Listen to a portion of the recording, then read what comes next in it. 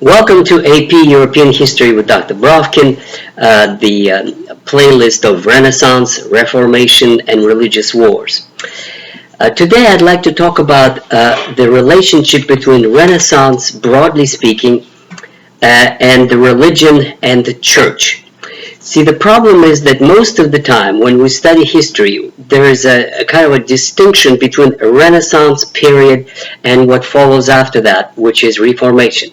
And very seldom we're actually talking about what was the relationship of Renaissance as such to religion into the church. In the studies of Reformation, they do talk about the crisis of the church, they talk about the Renaissance popes, they talk about indulgences, corruptions, and things like that, as if it was kind of separate from Renaissance. But in fact, one has to see the relationship of Renaissance and religion as probably the most important aspect of the time. The question is, what is the relationship? Was there any connection between Renaissance and religion? And if there was, what was it? And why was it, and was it at all fading or getting weaker? And here's my proposition. If we look at Renaissance art, which is one of the most important aspects of Renaissance, my proposition is it's a total and complete break with religion and with the church. And here's why. Before Renaissance painting, the painting was pretty much an icon, which is, if you look at the Madonnas in the 12th century or 11th century, which is pretty much identical to the Byzantine and later Russian and Greek icons, what you see actually is a golden background, and then there is a Madonna and the child in a variety of postures, and they are the object of prayer. See, that's the point. An icon is an object of prayer.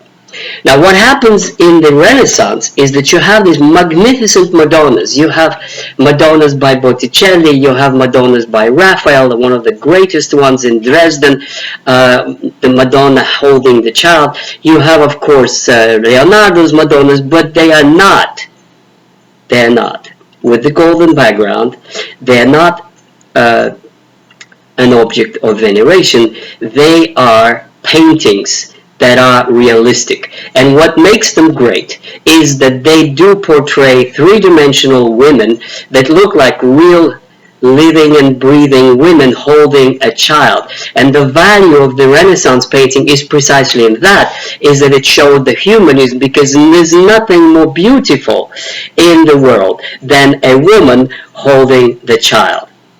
That is why Renaissance painting is great, because it broke with the original, traditional painting, which was an icon, which was two-dimensional, which had a flat golden background, and it showed Madonnas as fundamentally an object of prayer.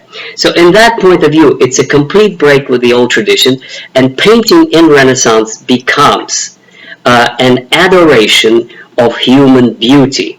And religious themes are there is just a kind of a like any other themes, they do not constitute the core of it.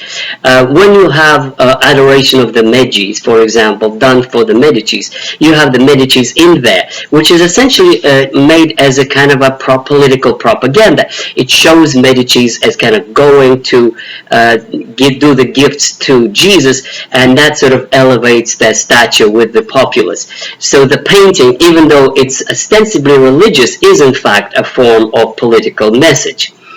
And also, don't forget, the same artists who were doing this wonderful Madonnas were at the same time, like Botticelli, were doing Greek goddesses and all kinds of fairies, and they were equally beautiful and hardly distinguishable from the Madonnas that they did.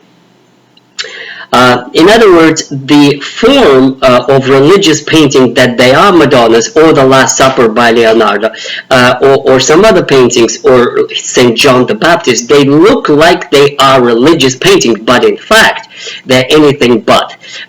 They show emotion, they're not object of veneration. Leonardo's Last Supper is absolutely a masterpiece of emotional response. It's a story that is being told in a totally new way. Now, if we look at Renaissance architecture, it is also a complete break with religious tradition. I would venture to say that if Jesus Christ were to walk into St. Peter's Cathedral, he would probably be very surprised that people would say that this is his church, because St. Peter's Cathedral is huge. It's a celebration of a rich of riches and power. And a man in a with rags and walking barefoot wouldn't even be allowed to St. Peter's. It is certainly a break with chastity, obedience, and poverty, the principles of early Christianity. It is all exactly the opposite. Instead of poverty, you have celebration of wealth.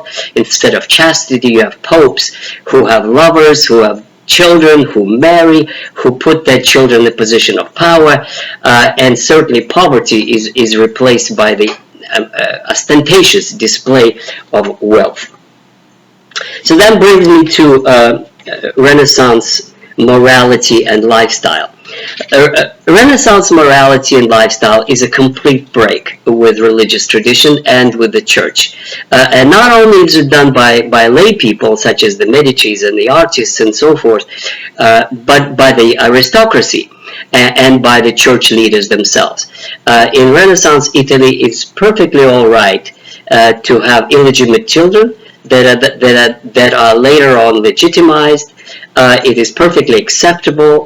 There are lots of these very prominent people who were born out of wedlock. Then, of course, another feature of Renaissance morality is relative acceptance of gay culture. Both Leonardo da Vinci and Michelangelo were gay, and it was known. They were never, they didn't marry. They had boyfriends that lived with them, and it was kind of overlooked. It was officially not supposed to be happening, but it did happen. And of course, the story of Alexander VI and other popes and Borgia and the parties and the seductions and the intrigues. I mean, all these stories about lifestyle of the popes during Renaissance is just another example of a break with Christian morality.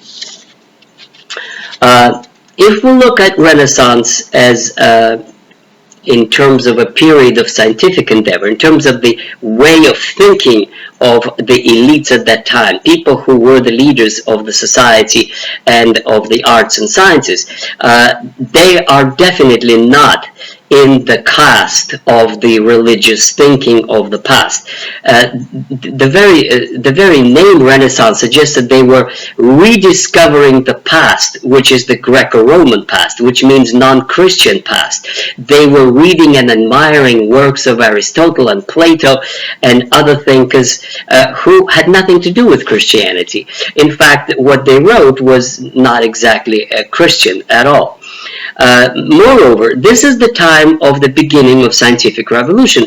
The life of Leonardo shows it very well. He pioneered works on anatomy and on biology and on the nature of sight and eyes and the vision and the perspective and all kinds of things that were later on picked up, some of them 50 years, some of them 100 years, some of them 300 years, the ideas. But the point is that he was already thinking in terms of scientific method, in terms of discovery, verification, and observation and an experiment. And again, that of course breaks totally with the religious way or the traditional religious thinking that basically was the church is in control, the church knows everything, and it issues its commands. So in that sense, the scientific revolution, the beginning of the discovery, is definitely another indication that Renaissance Italy is breaking with religion and with religious dogma. Now, politics. If we look at the Italian politics during Renaissance, It is also no more that the popes dictate, that the popes our authority is severely undermined. It was Savonarola's revolution in Florence, and see a separate video on that. That is a challenge to the popes when Savonarola writes about Pope Alexander VI that he is a whore and that his papal court is no different. And of course this would be repeated by Martin Luther, who actually came to in the early years of in the early 1500s, he does come to Rome and he sees this ostentatious lifestyle and these courtiers and this corruption and appointments and intrigues and sales of indulgences, gets absolutely disgusted, and then he goes back to his thinking, and that basically leads him to Reformation. So in other words, the very lifestyle of the popes and of their court and of their lifestyle and of their architecture and of the cathedral they were building is a break with traditional Christianity and with the religiosity as such. They were not the example of chastity, obedience, and poverty, and therefore it brewed the rebellion against their rule. So, what one could say generally, if we bring it all together, is that a Renaissance as a period in history, Renaissance in terms of its art, in terms of its architecture, in terms of its cities that were built to be for the public, with the new palaces, with the new avenues, with the statues of David, actually not a Christian, not a modern figure, but a naked man, based on the Bible story, challenging the authority of the powerful ones. It was meant to be a challenge to France that a small Florence could withstand the onslaught of a big power. All of these elements of politics, catering to the masses, the popular revolution under Savonarola, the Venice Republic, the elements of elections, the appearance of print, all these public events showed one more time that Italy was moving very fast to a modern age, to something that is much more familiar to us today, with the tolerance of gay culture, with the diversity in its architectural and artistic styles, with art being no longer just the tool of the priests and production of icons, but it was more of adoration of beauty and discovery of independence of thinking. So in all of these respects, Renaissance is a departure from religion, not a complete break, but certainly something that has prepared Reformation, and certainly is the first step towards modern age. Thank you, and don't forget to subscribe and to tell all your friends that these are concise, short, and very up-to-the-point videos of Dr. Brovkin. Thank you.